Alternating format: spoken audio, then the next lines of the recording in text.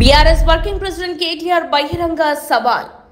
కొండారెడ్డిపల్లిలో 100% రుణమాఫీ అయిందో కూడా అడగండి.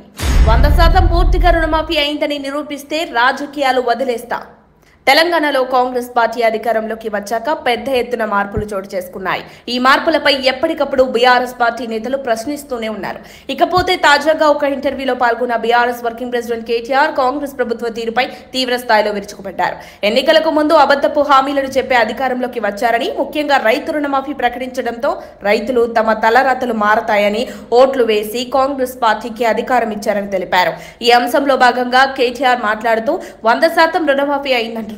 తెలంగాణ రాష్ట్ర వ్యాప్తంగా ఏ ఒక్క గ్రామంలో అయినా కూడా 100% రుణమాఫీ జరిగిందని నిరూపిస్తే నేను రాజకీయాలకు దూరంగా ఉంటానని సీఎం రేవంత్ రెడ్డికి కేటీఆర్ బహిరంగ సవాల్ విసిరారు. అంతెందుకు, చివరకు సీఎం రేవంత్ రెడ్డి సొంత గ్రామం కొండారెడ్డిపల్లిలో రైతులకు 100% రుణమాఫీ అయిందేమో అడగండి. కొండారెడ్డిపల్లిలో 100% రుణమాఫీ జరిగిందని నిరూపించిన రాజకీయాలు వదిలేస్తానని మాజీ మంత్రి బీఆర్ఎస్ వర్కింగ్ ప్రెసిడెంట్ కేటీఆర్ అన్నారు. ప్రజలు మీకు అధికారం ఇచ్చింది తమ తలరాతలు మార్చమని కానీ తల్లిని మార్చమని కాదు అంటూ ఈయన మరోసారి తెలంగాణ తల్లి మార్పుపై సెటైర్లు వేశారు. అమరజ్యోతి ముందు బంగారు వర్ణంలో తెలంగాణ తల్లి విగ్రహం ఇప్పటికే ఉంది. బహుజన తల్లి బంగారం వేసుకోకూడదా అని నిలదీశారు.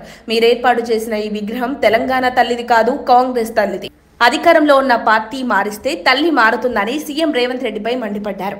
అధికార ప్రభుత్వం ఏం చేసినా 3 ఏళ్ల తర్వాత మా ప్రభుత్వం వస్తుంది. 3 ఏళ్ల తర్వాత సచివాలయం ముందు ప్రతిష్ఠించిన రాజీవ్ గాంధీ విగ్రహాన్ని తెలంగాణ తల్లి అని మీరు చెప్పబడే కాంగ్రెస్ తల్లిని గాంధీ భవన్ కు పంపిస్తామని స్పష్టంగా చెప్పారు కేటీఆర్. ఉద్యమ సమయంలో ఆవిష్కరించిన విగ్రహాల గురించి ప్రొఫెసర్ కోదండరాంను అడగండి. అందశ్రీ రాసిన పాటలో కేసీఆర్ రాసిన చరణం కూడా ఉంటుందని పేర్కొన్నారు. తెలంగాణకు మాత్రమే ప్రత్యేకమైన పండుగ బతుకమ్మ. తెలంగాణ సాంస్కృతిక ప్రతీక బతుకమ్మ. అలాంటి బతుకమ్మను తీసేసి చెయ్యి చూపిస్తూ కాంగ్రెస్ తల్లిని పెట్టారు. మేం పేదల బతుకులు మార్చే పని చేశాం, పేర్లు మార్చే పని ఏనాడు చేయలేదు. అలా చేసుంటే రాజీవ్ గాంధీ, ఇందిరాగాంధీ పేర్లతో తెలంగాణలో ఒక్క సంస్థ ఉండేది కాదని అధికార కాంగ్రెస్ ప్రభుత్వానికి గుర్తు చేశారు మాజీ మంత్రి బీఆర్ఎస్ వర్కింగ్ ప్రెసిడెంట్ కేటీఆర్.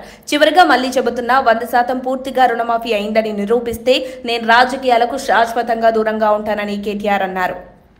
మరిన్ని అప్డేట్స్ కోసం మా కాయ్ టీవీని సబ్స్క్రైబ్ చేసుకోండి. మా వీడియో కనుక మీకు నచ్చినట్లయితే లైక్ చేయండి, షేర్ చేయండి. మీ విలువైన అభిప్రాయాలను కామెంట్ బాక్స్లో తెలియజేయండి.